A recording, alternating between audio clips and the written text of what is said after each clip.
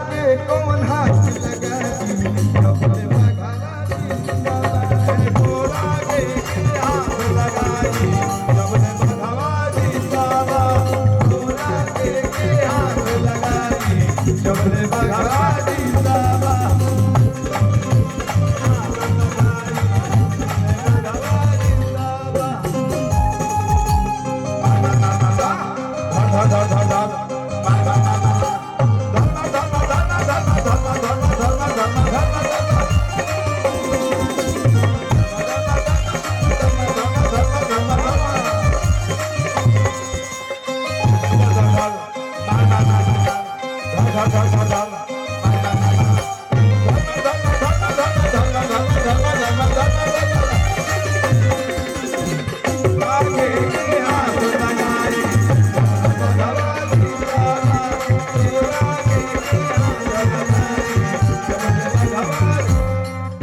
जिला बक्सर के हमारे दोनों बड़का भाई एगो बड़ भाई एगो छोट भाई आ दोनों लोग के नाम ए से है आशुतोष है अखिलेश भैया हमारो नाम ए से है तनी ए स्क्वायर पे आगे हटो लो आगे से खाली कर लो गर्मी जन तारे कहां अभी खून के हाथ में लेके चली कानून के हाथ में लेके चले ले कानून के हाथ में लेके चले ले गर्मी जन तारे कहां अभी खून के हाथ में लेके चली कानून के हाथ में लेके चले ले कानून के हाथ में लेके चले ले कानून आई विजय भैया हैप्पी बर्थडे पार्टी बाकी बा हेलो हेलो जन्मदिन की बहुत बहुत शुभकामनाएं इतहार में किसी हमार में किसी ये गाने में सबसे बड़ा योगदान हमारे विजय भैया का है हाँ भाई एक सिंगर होते हुए एक दूसरे सिंगर को गीत देना इसके लिए कलेजा चाहिए और वो कलेजा आप में है ये तो खूबी पहनते हैं हम हमारे भोजपुरी के लिए आप प्राउड हैं बहुत बहुत धन्यवाद कि आप छोटे भाइयों को इतना प्यार देते हैं कि लभ कर खाती बाबू किंजन तोरा तारा काहे बोलसी जी अपन किंजन तोरा तारा 5 मिनट में तू हो जाई पप्पा अरे हाय गाना शिल्पी राज ने इस गाने में आवाज दिया था बहुत प्यारा गाती है कि तहार में किसी हमार में किसी दोनों के में किसी काला काला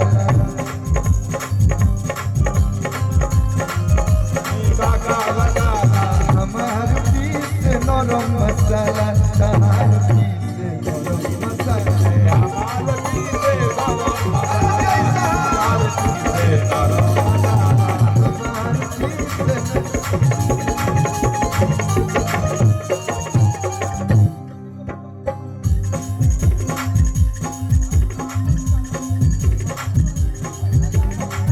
हेलो हेलो भैया भैया किते हवे बम हम तो के गोला एक लाइन गाई ज्यादा ना बाप रे अरे किते हाय जय साहब की तरफ से इतना सारा प्यार अभय बाबा की तरफ से प्यार और समर भैया बलमुआ के बलम बलमुआ के बलम गाना अच्छा हो या खराब अगर लोग सुनता यानी कि बढ़िया गाना हो हुए ठीक है जोन बाजता तो ने चले के चाहिए एकरा बाद तो भजन गावे खातिर हमके बोल नहीं बनी जाए भजन तो इतना सुंदर सुंदर गा दे कि महात्मा लोग सुनिया लोग की तो कई लोग भोजपुरी में बढ़िया गीत आवेला सही है तू हर बाली बाहु मोर लपकावे लुकमर हेलो कि तू हर बाली बाहु मोर लपकावे लुकमर जब चले लु तो छन छन छन के लू कि गोरी शीशा लेखा चम चम चम के गोरी शीशा लेखा चम चम भैया भैया लेकिन आप गाना गाओ तो नहीं कि ते हवे बम हम तो के गोला ऐसा हमार बिहारी भाई जाए बोलो आरा जिला के पियरों में इतलान पर ना भैया हाँ अरे किते हवे बम हम तो के गोला रंगदारी बिहारी के खूबे में बिहारी के खूने में रंगदारी बिहारी के खूने में होला ए हमें बम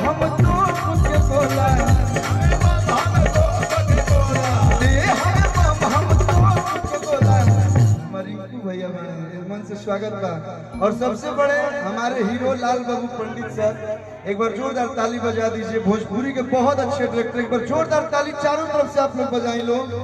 सर के साथ आपने 3 फिल्म किया है, दुल्हा धीरे चौ, ससुराल गलिया, राज और ममता की छाव में, जो कि इसी महीने रिलीज होगा। उसका ट्रेलर आप सबके बीच सूर म्यूजिक से आया हुआ है, आप लोग प्यार दीजिए। और इसके बाद आएगा मेहमान, जिनमें आशुतोष भैया बढ़िया बढ़िया गीत लिखले बड़े, अखिलेश भैया धोखा दे रहा हूँ कि यूपी के हो कि बिहार के हो,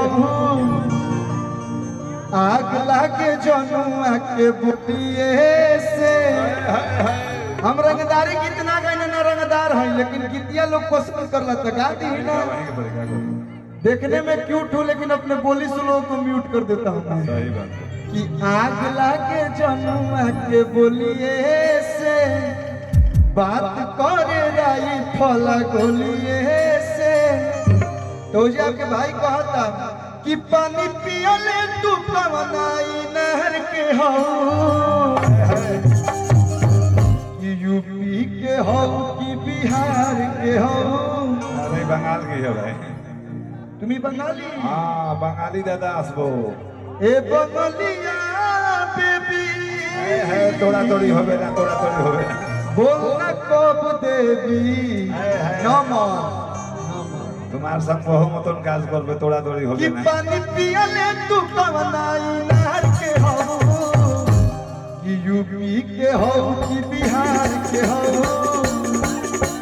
यूपी के हो कि बिहार के हो। हमार बोला कौन रंगदार के हो, बिहार के हो, यूपी के हो कि बिहार के हो। हमार बोला कौन रंगदार के हो,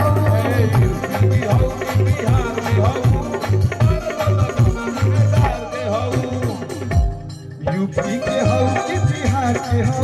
हमार बोला कौन रंगदार के हो।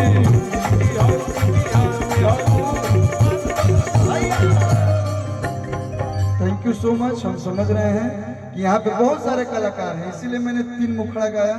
गाना गावे को हुई तो बहुत सारा जगह कार्यक्रम सही बात है, सही बात। हमने क्या न्योता पर मैं काम कर देबो तो बढ़िया नहीं। ऐसे हम चाहते नहीं। रविंद्र भैया बहुत बहुत धन्यवाद, एक बार जोरदार ताली बजा के प्यार दे दिलो, फिर मिलल जाएगी। Thank you. और अखिलेश भाई से अनुरोध करूंगा, जो कलाकार गाना गा रहे हैं भोजन भी कर लें। और समर सिंह जी प्लीज आप आ जाइए। इसके बाद शिल्पी राज जी गाएंगे, समर जी फिर सोना सिंह जी, खुशी कक्कर। ऐसे बना दिया अखिलेश भाई ने, बहुत बहुत शुक्रिया। तो मैं चाहता हूँ देसी बॉय, देसी लुक, देसी अंदाज। अब महादेव के आप भक्त हो तो एक शेर सोच रहा हूँ क्या पढ़ूं। आओ शंकर जी पे पढ़ता हूँ। ये भला अवघड़ टाइप का लड़का है। स्वर्ग से पतित सुरसरिता कोशिश धर फाल पे बिठा लिया मयंक के प्रमाण है। लोक हित में समस्त जगती का बीस पिया भोले दानी तेरी तो महिमा अपरंपार है। ये समर सिंह है जो देसी लुक का, देसी अंदाज का थ्रेसर है। इसने मोहब्बत बड़े सलीके से किया और यकीनन गीतों से इतनी मोहब्बत है इसे कि गिरे पड़े शब्दों को उठा के आकाश में उछाल दिया इसने, और पूरी दुनिया को बताया कि थ्रेसर की कीमत किसी फॉर्च्यूनर से कम नहीं है। इसलिए कि किसान उसी से फसल उपजाता है और खेतों से जब लाता है तो थ्रेसर ही उसका पेट भरता है। इसलिए भूसा को छांट दो और अनाज को घर ले जाओ। यानी सच्चाई और खुददारी का गीत गाने वाला किसान के इस बेटे के लिए जोरदार ताली बजा दीजिए। समर सिंह आप सबों के बीच में।